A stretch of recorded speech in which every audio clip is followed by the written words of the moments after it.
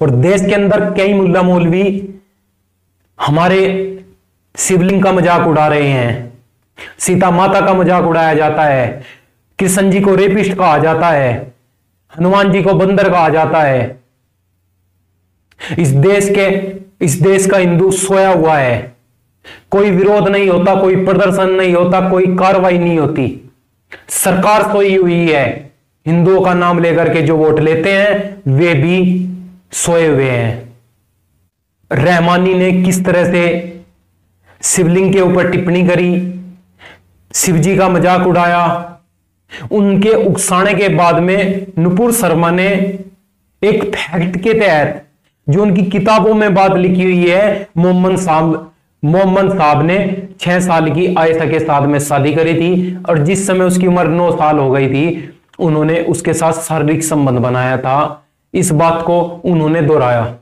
सबसे बड़ा मुद्दा तो यह है, नुपुर शर्मा ने किसी के उकसाने पर यह बात को दोहराया गया। जब आप किसी के धर्म पर टिप्पणियां करोगे तो आप अपने धर्म को सेफ मत मानिए, क्योंकि आप पर भी टिप्पणी होगी। नुपुर शर्मा ने जितनी भी बातें कही है वे फैक्ट के तहत कही है, लॉजिक के तहत कही है, उनकी किताबों की कही हुई बात को उन्होंने दोहराया है।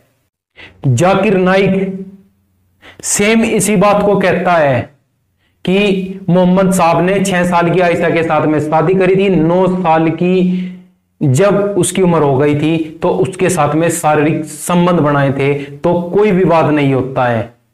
जो रहमानी नाम का जो शख्स है, जो न्यूज डिबेट शो में हिंदुओं के प्रति जहर उगलता है, इस पर कोई कार्रवाई नहीं करी जाती।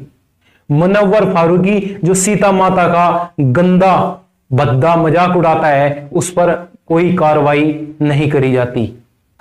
MF हुसैन जो सीता माता की गंदी तस्वीरें बनाता है और जो कतर भारत का विरोध कर रहा था, उसी कतर ने उसको नागरिकता दी थी, कोई विरोध नहीं करा जाता।